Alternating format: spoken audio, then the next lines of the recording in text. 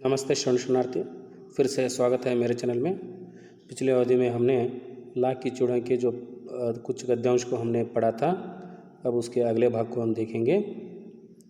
बदलू यह कार्य सदा ही एक मचे पर बैठकर किया करता था, जो बहुत ही पुरानी थी। बगल में ही उसका हुक्का रखा रहता, जिसे वह बीच बीच में पीता रहता। गांव में मेरा दोपहर का समय अधिकतर बदलू के पास बीतता था। लेखक जब छुट्टियों में जो मामा के गांव जाया करता था, वहाँ पे बदलू इस तरह के जो कार्य कैसे उसने वहाँ पर चूड़ियाँ बनाने का कार्य पूरी तरह से वो एक मचे पर बैठकर वो जो काम किया करता वह देखा करता था। और बीच बीच में हुक्का पीते हुए जो काम किया करता था। गांव में मेरा दोपहर का समय अधिकतर बदलू के पास ही बीतता था। यानी दोपहर के समय जब सुबह कलेवा या नाश्ता करके वहाँ पर सीधे वो बदलू के यहाँ इस काम को देखने के लिए वो चला जाता था। और वह मुझे लला कहा करता था और मेरे पहुँचते ही मेरे लिए तुरंत एक मचिया मंगा देता था। जैसे मैं वहाँ पर पहुँचता उस दुकान के पास, जो इस तरह का कार्य करते हुए देखता, तो वो मुझे देखकर बहुत ही खुश हो जाता था और मुझे लला नाम से संबोधित करता था और मुझे इस तरह से स्वागत किया करता था। यानी बैठने के लिए मेरे लिए मचिया भी वहाँ पर लाया करता था। मचिया मतलब एक छोटा सा स्टूल जो कहते हैं, टेबल। मैं घंटों बैठे बैठे उसे इस प्रकार चूड़ियाँ बनाते देखता रहता। लगभग रोज़ ही वह 4 जोड़े चूड़ियाँ बनाता। पूरा जोड़ा बना लेने पर वह उसे बेलन पर चढ़ाकर, बेलन मतलब पता है ना आपको, वही मुंगेरी जो कहते हैं, जो अलग अलग विभिन्न प्रकार के मुंगेरी वहाँ पे रहते, जो हाथों के आकार की तरह।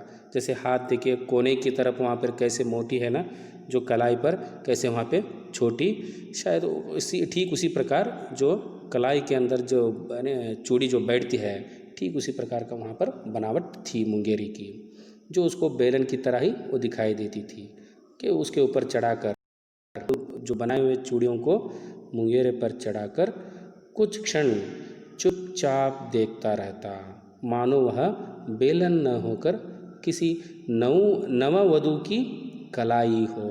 यानी वो इस तरह की जो कल्पना किया करता था, अगर एक नई नवेली दुल्हन के हाथों में अगर ये चूड़ियाँ, लाख की चूड़ियाँ उसको पहनाए जाए तो कैसे दिखेगी वह। यानी उस तरह की जो कल्पना वो किया करता था। बदलू मणिहार था। चूड़ियाँ बनाना उसका पैतृक पेशा था और वास्तव में वह बहुत ही सुंदर चूड़ियाँ बनाता था। देखिए, बदलू एक मणिहार था। मणिहार मतलब चूड़ियाँ बनाने वाला।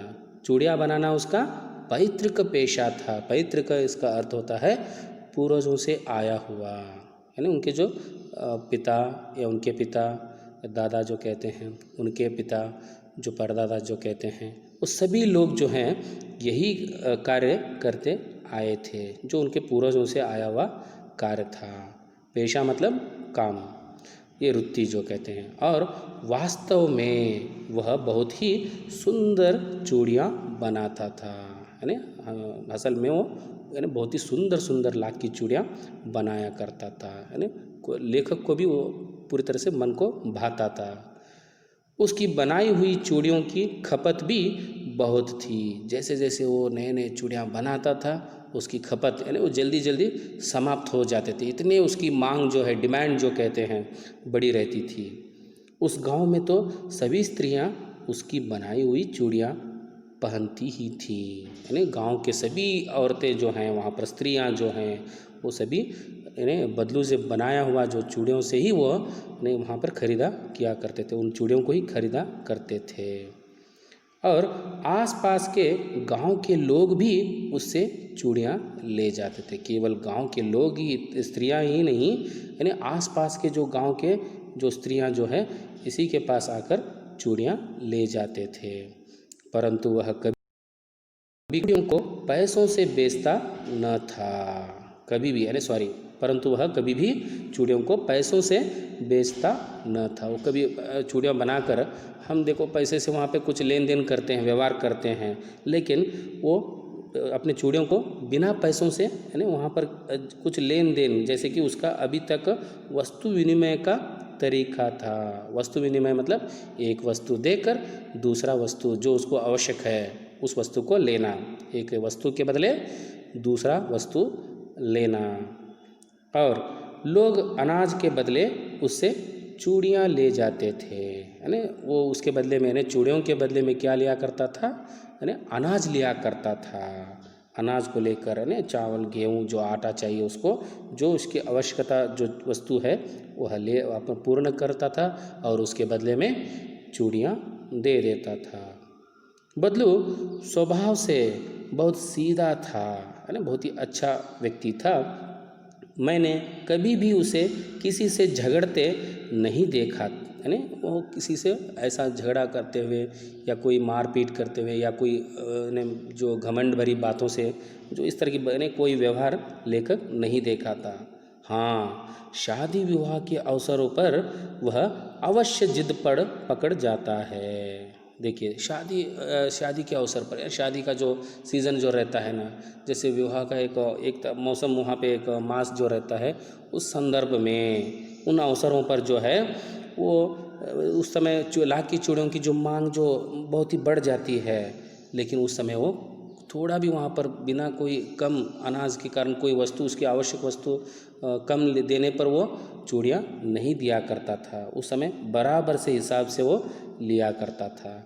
जीवन भर चाहे कोई उससे मुफ्त चूड़ियाँ ले जाए, यानी जीवन भर, यानी जब उसकी जो मांग नहीं रहती है, डिमांड नहीं रहती है, उस वक्त जब आप मांगेंगे तो ऐसे ही उधार में दे देता था या मुफ्त में दे देता था, फ्री में दे दिया करता था। लेकिन विवाह के अवसरों पर क्योंकि उस समय मांग जो ज़्यादा रहता है, डिमांड जो ज़्यादा रहता है, इसलिए वो ज़्यादा वहाँ पे अनाज देकर, आपने भी देखा होगा जब उसके जो सीज़न जो रहते हैं या उसका जो अवसर जो रहते हैं उस मौके पर कोई विवाह के संदर्भ के कपड़े भी वहाँ पर कितने महंगे वहाँ पे बेचा करते हैं, या फलों के सीज़न में या कोई विशेष फल आया है तो उसको वहाँ पर उस संदर्भ में आप देखिए, आम का जो सीज़न है, आम के सीज़न में भी वहाँ पर बहुत सारे उसके जो डिमांड जब बढ़ जाती है तब उस वक्त पैसे ज़्यादा पैसे देकर लोग खरीदते रहते हैं। और जीवन भर चाहे कोई उससे मुफ्त चूड़ियाँ, यानी परंतु वह विवाह के अवसर पर वह सारी कसर निकाल लेता था।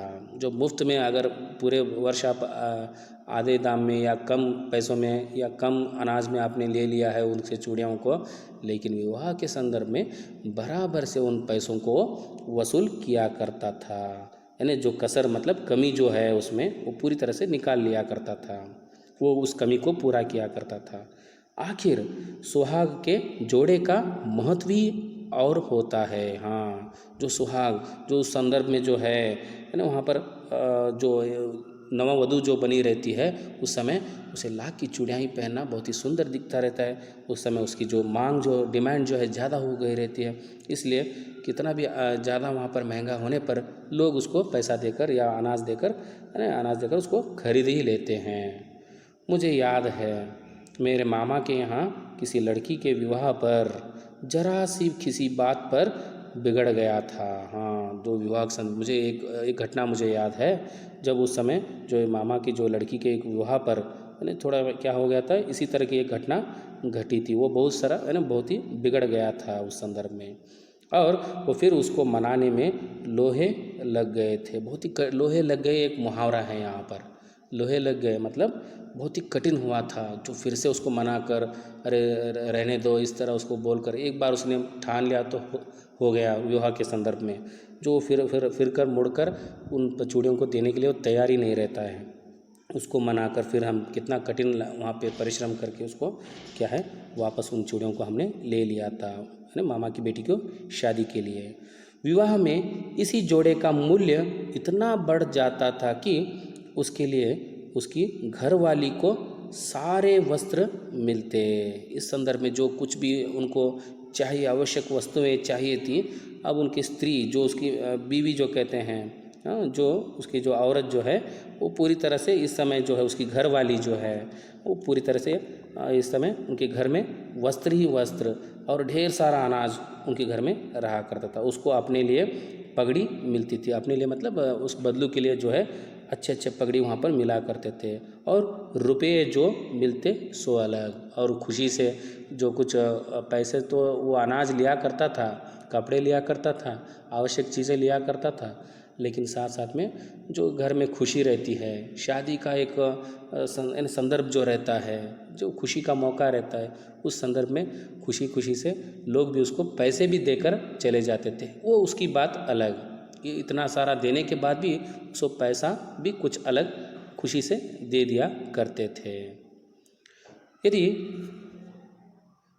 यहाँ पर अगले पन्ने पे, यदि संसार में बदलू को किसी बात से चिढ़ थी तो वह थी कांच की चूड़ियों से। हाँ, कांच की चूड़ियों से वो बेहद नफरत किया करता था। यदि किसी भी स्त्री के हाथों में उसे कांच की चूड़ियाँ दिख जाती तो वह अंदर ही अंदर कुड़ उठता, यानी बहुत ही गुस्से में आ जाता था, और कभी कभी तो 2-4 बातें भी सुना देता था, गुस्से में जो बातें भी कह डालता था, क्योंकि चूड़ियाँ, कांच की चूड़ियाँ जो है मशीन द्वारा बनाए जाते हैं, और ये कितना मेहनत करके लाख की चूड़ियाँ वहाँ पर बनाया करता था। इसलिए जो है जो उस मशीन से बने हुए चूड़ियों को देखकर वो गुस्से में कुड़ जाता था। और मुझसे तो वह घंटों बातें किया करता था। नहीं, बदलू जो है लेखक के साथ जो है घंटों से उसके निजी बातों को लेकर, ऐसे उनके स्कूल की बातों के लेकर वहाँ पर बहुत ही बातें, अच्छी तरह से बातें किया करता था।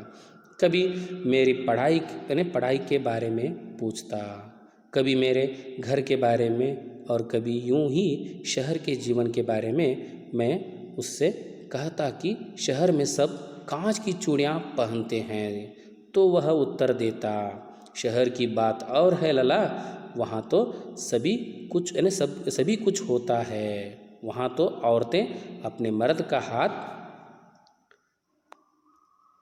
पकड़कर सड़कों पर घूमती भी हैं, और फिर उनकी कलाई नाजुक होती है ना, लाख की चूड़ियाँ पहने तो मोच ना आ जाए। यानी यहाँ पे कहने का तात्पर्य इस गद्यांश में जो एक बात जो कहा उसने, जैसे कि उसने कांच की चूड़ियाँ देखते ही उसको वो कुड़ जाता था, यानी गुस्से में आ जाता था।